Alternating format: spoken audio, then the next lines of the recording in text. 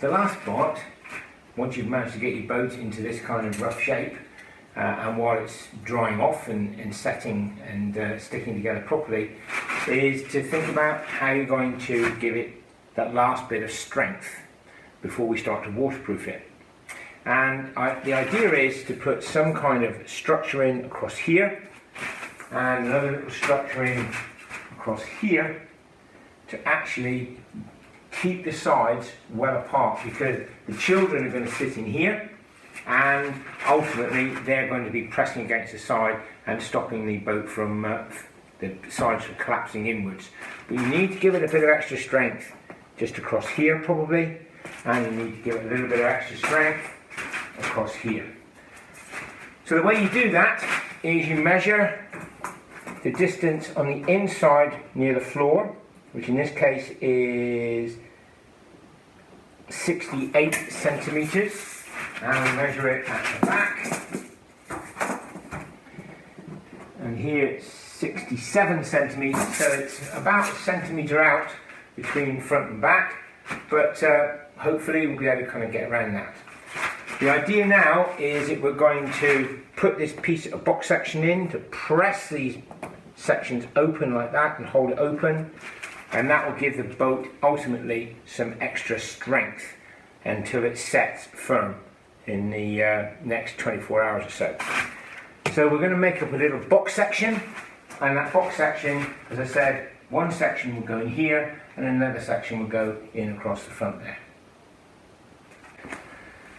So how do we go about making our box section? First of all, we've got hold of an ordinary piece of cardboard. This is around about 80 centimetres across. It's a piece of an old box, and I've basically measured 8 centimetre lines on here all the way across, and that will form the sides of my box section. I've made sure that this is wider than the 67 centimetres I've decided I'm going to use to keep the boat in its present shape, and ultimately I've left myself around about 5-10 centimetres over the end to create a series of flaps, but you'll see what I mean in a minute. Once I've got this done, I've measured out the 8 centimetre sides. I then simply cut this out,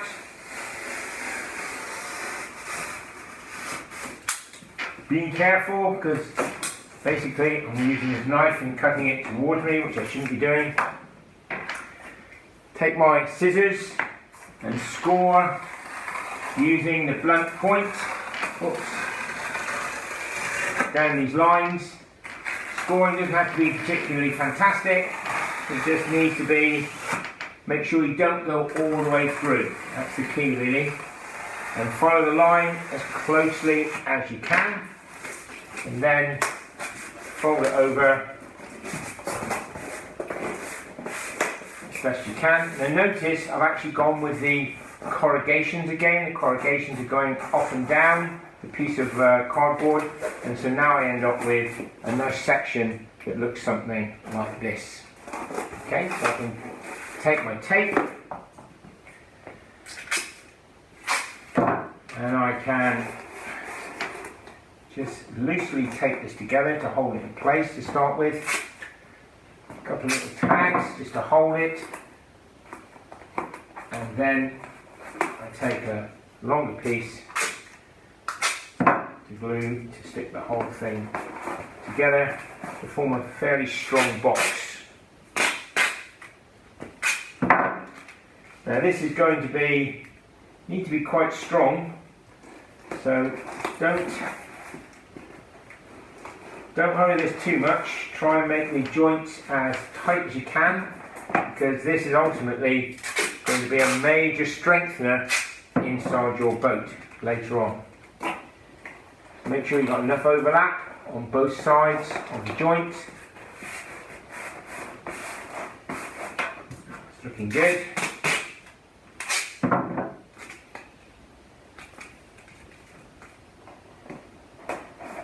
Okay, looking good. So now we've got our little box, and now we need to make sure that it will fit on the boat. So find the centre point of your box. Now I know this is 80 centimetres from one end to the other, so the centre point for this is at 40 centimetres.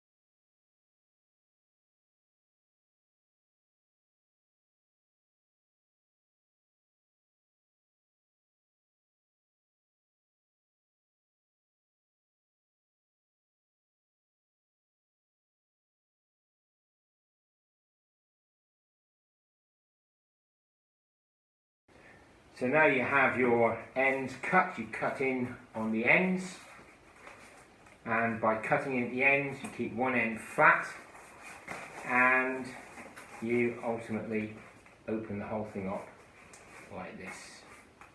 Okay. And now we're going to try and put this in our boat and see it in situ.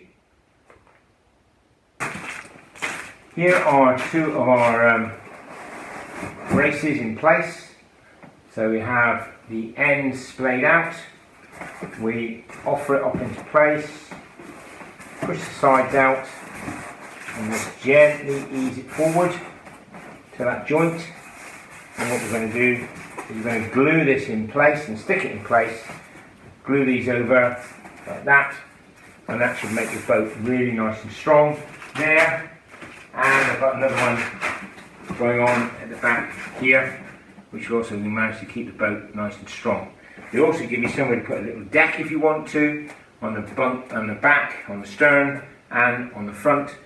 And it also gives you something to attach your bowsprit to, if you want to put a bowsprit on here to kind of make it look a bit more like the Mayflower.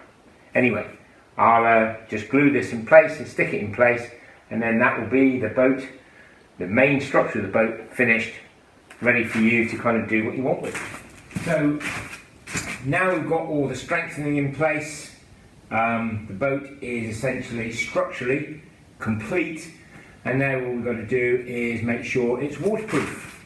And the only way we're going to do that is with looking at all the seams and making sure all the seams are covered in tape and ultimately waterproofed. You're going to waterproof the outside of the boat with paint anyway. The white side out gives you a good surface to actually paint onto, but ultimately you need to make sure that you paint both outside and inside, because water will get inside whether we like it or not. So the last thing you want to do is for your boat to rot from the inside out. So paint the outside with a gloss paint and paint the inside with a cheap single coat gloss paint as well. These things here, once they've gone up, once they've actually stuck, will give you some serious strength in the boat itself. And by putting a little platform on here and a foredeck on the front, to make the boat even stronger again. So I'm just going to flip the boat over, check all the seams, and where the seams look like they're too open, I'm going to put lots of tape on there and make sure that no water is going to come in along those seams. So I'll speed that up again for you because it takes a long time to do, but it is ultimately worth taking the time over and doing well.